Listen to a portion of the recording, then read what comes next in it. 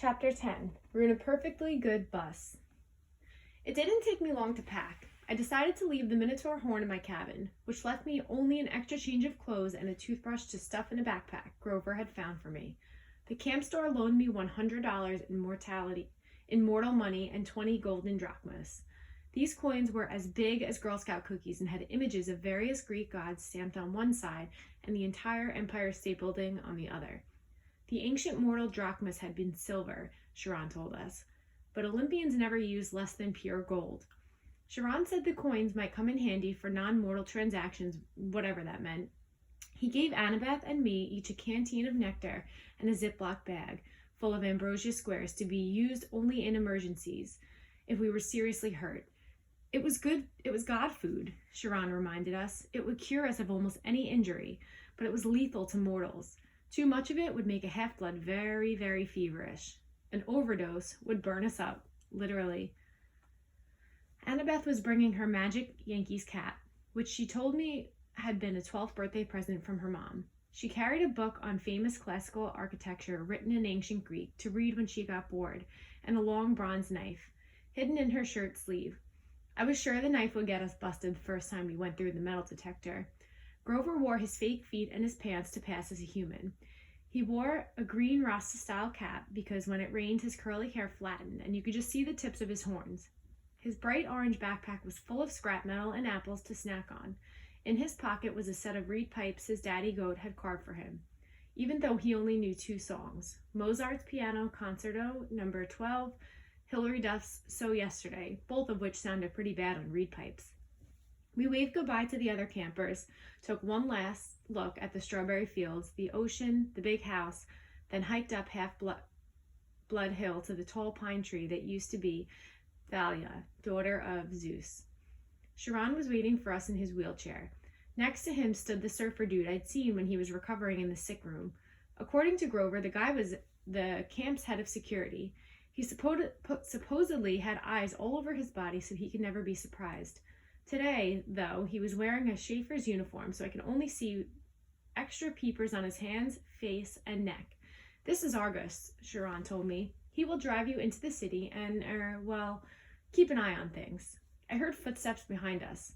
Luke came running up the hill, carrying a pair of basketball shoes. Hey, he panted. Glad I caught you. Annabeth blushed the way she always did when Luke was around. Just wanted to say good luck, Luke told me. And I thought, maybe you could use these. He handed me the sneakers, which looked pretty normal. They even smelled kind of normal. Luke said, White bird's wings sprouted out of the heel, startling me so much I dropped them. The shoes flapped around on the ground until the wings folded up and disappeared. Awesome, Grover said.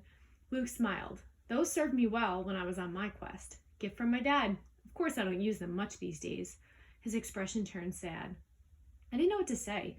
It was cool enough that Luke had come to say goodbye. I'd been afraid he might resent me for getting so much attention in the last few days, but here he was giving me a magic gift. It made me blush, almost as much as Annabeth. Hey man, I said, thanks. Listen, Percy. Luke looked uncomfortable. A lot of hopes are riding on you, so just kill some monsters for me, okay? We shook hands. Luke patted Grover's head between his horns, then gave a goodbye hug to Annabeth, who looked like she might pass out. After Luke was gone, I told her, You're hyperventilating. Am not. You let him capture the flag instead of you, didn't you? Oh, why do I want to go anywhere with you, Percy? She stomped down the other side of the hill, where a white SUV waited on the shoulder of the road. Argus followed, jingling his car keys. I picked up the flying shoes and had a sudden bad feeling. I looked at Sharon. I won't be able to use these, will I? He shook his head. Luke meant, well, Percy, but talking to the air, that would not have been wise for you. I nodded, disappointed. Then I got an idea. Hey, Grover, you want a magic item? His eyes lit up. Me? Pretty soon we'd lace the sneakers over his fake feet, and the world's first flying goat boy was ready for launch. Maya, he shouted. He got off the ground okay, but then fell over sideways so his backpack dragged through the grass. The winged shoes kept bucking up and down like tiny broncos. Practice, Sharon called after him. You just need practice. Grover went flying sideways down the hill like a possessed lawnmower, heading toward the van. Before I could follow, Sharon caught my arm. I should have trained you better, Percy, he said. If only I had more time. Hercules, Jason, they all got more training. That's okay. I just wish... I stopped myself because I was about to sound like a brat. I was wishing my dad had given me a cool magic item to help on the quest. Something as good as Luke's flying shoes or Annabeth's invisible cap. What am I thinking? Chiron cried. I can't let you get away without this. He pulled a pen from his coat pocket and handed it to me. It was an ordinary disposable ballpoint black ink removable cap. Probably cost 30 cents. Gee, I said, thanks. Percy, that's a gift from your father. I've kept it for years, not knowing who you were. I was waiting for. But the prophecy is clear to me now. You are the one. I remembered the field trip to the Metropolitan Museum of Art when I'd vaporized Mrs. Dodds. Chiron had thrown me a pen and turned it into a sword. Could this be? I took off the cap, and the pen grew longer and heavier in my hand. In a half second, I held a shimmering bronze sword with a double-edged blade, a leather-wrapped grip, and a flat hilt riveted with gold studs. It was the first weapon that actually felt balanced in my hand. The sword has a long and tragic history that we need not go into, Chiron told me. Its name is Anaklosmos. Riptide, I translated, surprised the ancient Greek came so easily. I use it only for emergencies, Chiron said, and only against monsters. No hero should harm mortals unless absolutely necessary, of course, but this sword wouldn't harm them in any case. I looked at the wickedly sharp blade. What do you mean it wouldn't harm mortals? How could it not? This sword is celestial bronze, forged by the Cyclopses, tempered in the heart of Mount Etna, cooled in River Lethe. It's deadly to monsters, to any creature from the underworld, provided they don't kill you first. But the blade will pass through mortals like an illusion. They simply are not important enough for the blade to kill. And I should warn you, as a demigod, you can be killed by either celestial or normal weapons. You are twice as vulnerable. Good to know. Now, recap the pen. I touched the pen cap to the sword tip, and instantly Riptide shrank to a ballpoint pen again. I tucked it into my pocket, a little nervous because I was famous for losing pens at school. You can't, Chiron said. Can't what? Lose the pen, he said. It's enchanted. It will always reappear in your pocket. Try it. I was worried, but I threw the pen as far as I could down the hill and watched it disappear in the grass. It may take a few moments, Chiron told me. Now check your pocket. Sure enough, pen was there. Oh, that's extremely cool, I admitted. But what if a mortal sees me pulling out a sword? Chiron smiled. Mist is a powerful thing, Percy. Mist? Yes. Read the Iliad. It's full of references to this stuff. Whenever divine or monstrous elements mix with the mortal world, they generate mist, which obscures the vision of humans. You will see things just as they are, being a half-blood, but humans will interpret things quite differently. Remarkable, really, the lengths to which humans will go to fit things in their version of reality. I put Riptide back in my pocket. For the first time, the quest felt real. I was actually leaving Half-Blood Hill. I was heading west with no adult supervision, no backup plan, not even a cell phone. Chiron said cell phones were traceable by monsters. If we used one, it would be worse than setting up a flare. I had no weapon stronger than a sword to fight off monsters and reach the land of the dead. Chiron, I said, when you say the gods are immortal, I mean, there was a time before them, right?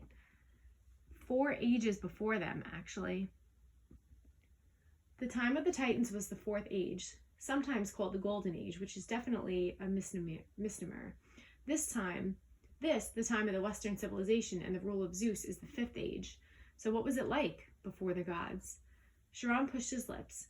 Even I am not old enough to remember that, child, but I know it was time of darkness and savagery for mortals. Kronos, the Lord of Titans, called his reign at the Golden Age because men lived innocent and free of all knowledge. But that was mere propaganda. The Titan King cared nothing for your kind except as appetizers or a source of cheap entertainment.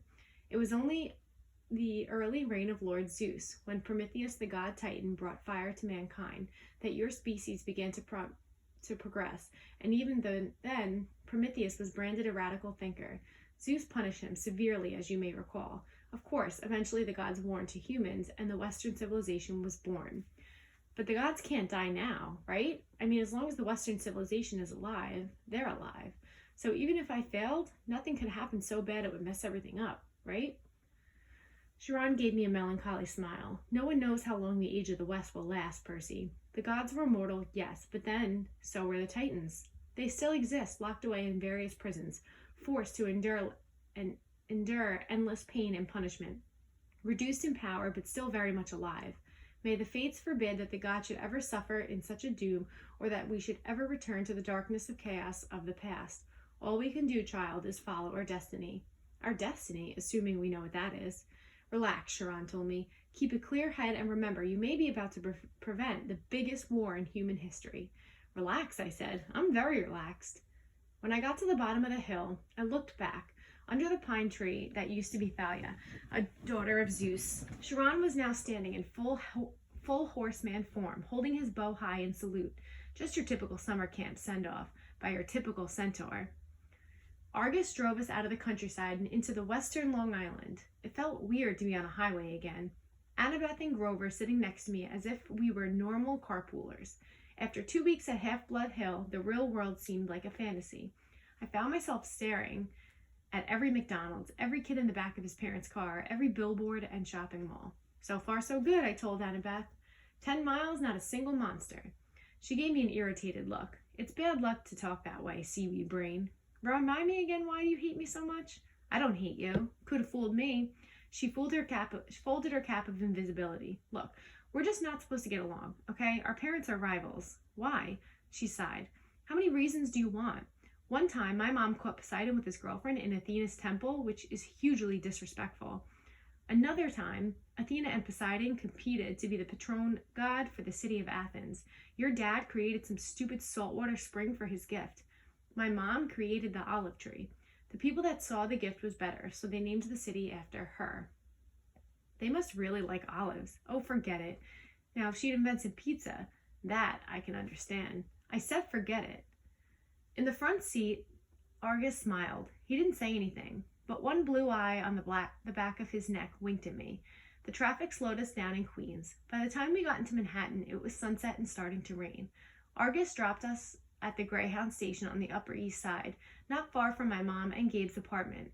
Taped to a mailbox was a soggy flyer with my picture on it. Have you seen this boy? I ripped it down before Annabeth and Grover could notice.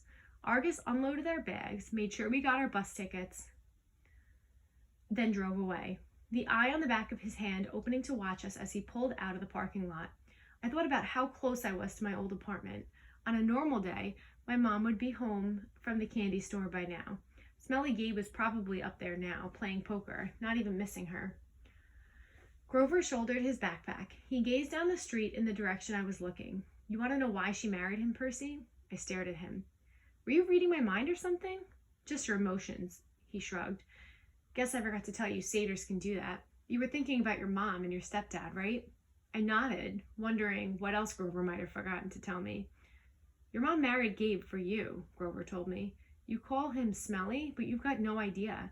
This guy has this aura. Yuck, I can smell it from here. I can smell traces of him on you, and you haven't been near him for a week. Thanks, I said. Where's the nearest shower? You should be grateful, Percy. Your stepfather smells so repulsively human he could mask the presence of any demigod. As soon as I took a whiff inside his Camaro, I knew Gabe has been covering your scent for years. If you hadn't lived with him every summer, you probably would have been found by monsters a long time ago. Your mom stayed with him to protect you. She was a smart lady. She must have loved you a lot to put up with that guy, if it makes you feel any better. I wonder if Grover could still read my emotions. Mixed up as they were, I was glad he and Annabeth were with me, but I felt guilty I hadn't been straight with them. I hadn't told them the real reason I'd say yes to this crazy quest.